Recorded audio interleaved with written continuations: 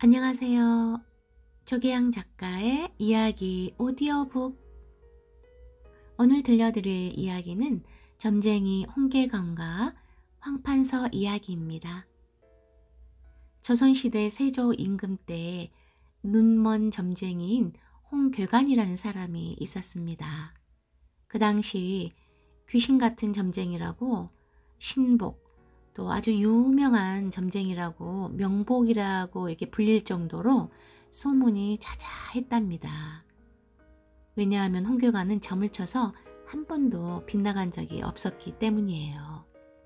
어느 해 홍계관이 자기 신수점을 쳐보았더니 뜻밖의 괴가 나왔습니다.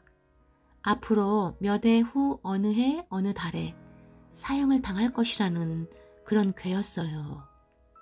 홍계관은 자신의 점괘를 믿기 때문에 크게 당황했지만 이 애군을 면할 길이 있다는 점괘를 또 얻어서 그나마 다행이었습니다. 장차 황씨성을 가진 사람이 형관이 될 것이니 그 사람을 미리 사귀어서 장래 구해주겠다는 약속을 받아두면 살 수 있다는 그런 점괘였던 것입니다. 그러다가 당시에 정승이었던 황희의 집을 찾아갔습니다.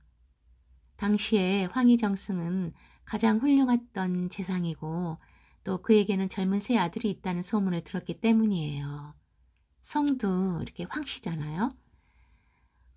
황희정승과 그 세 아들도 당시 홍계관의 이름을 들었던 관계로 그가 찾아가자 반갑게 맞아들이고 큰 사랑채에 모여서 홍계관에게 아들들의 신수점을 봐달라고 했습니다.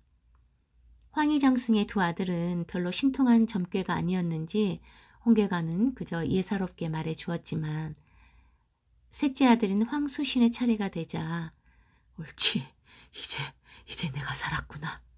혼자 속으로 기뻐하며 황수신 앞에 무릎을 꿇었습니다. 서방님께서는 아무의 아무달에 꼭 형조판서가 되실 겁니다. 그러니 제발 그때 가서 제가 혹시 무슨 잘못을 저질러도 목숨을 살려주신다고 약속해 주시는 그 글 한 장 꼭 써주셨으면 고맙겠습니다. 황정승의 세 아들은 이 말에 어이가 없다는 듯 멍하니 있다가 형제들끼리 서로 마주보며 웃었습니다. 그리고는 홍계관에게 말했어요. 그런 맹랑한 소리는 하지 말아라. 첫째로 우리 세 형제는 재주가 없어서 숫째 아예 과거도 보지 않기로 했다만 서로 나라의 법을 맞는 지위에 올랐다 하더라도 어찌 사사로운 일로 법을 좌우하겠느냐. 그러나 홍계관은 간절히 청하였습니다. 그 모습이 하도 딱해 보여서 황희정승이 말참견을 했습니다. 점이 맞을지 안 맞을지는 장래 일로 미루더라도 이렇게 지 목숨이 위태롭다 알고 지성껏 청을 하니 좋은 일 하는 셈 치고 들어주려무나. 황희정승은 물론 허허실실로 표를 써줘서 조금이라도 위로해 주라는 뜻에 불과했던 것이죠.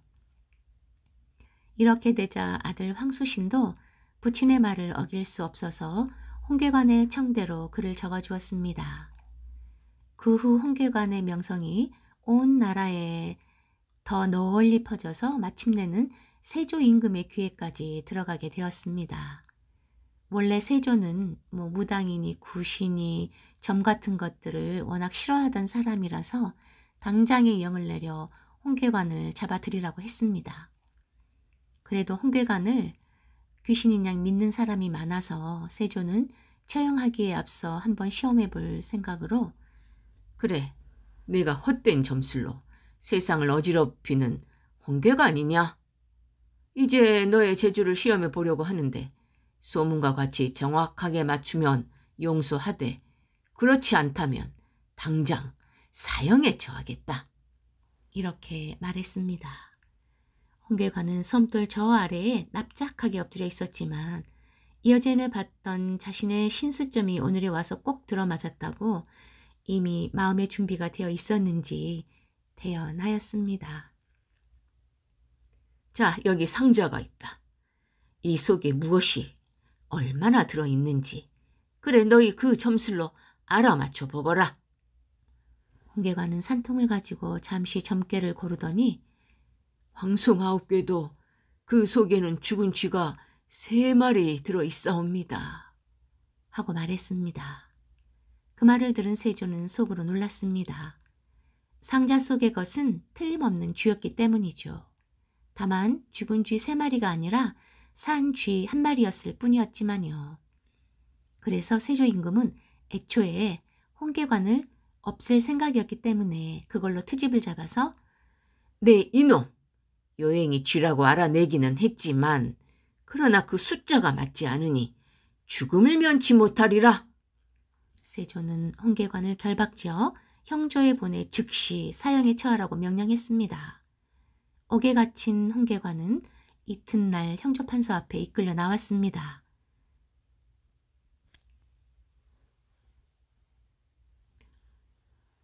아니,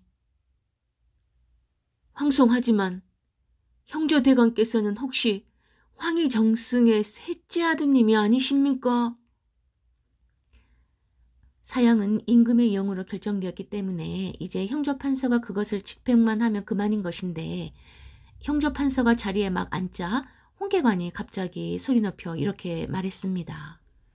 뜻밖의 말을 들은 황판서는 내 말대로다.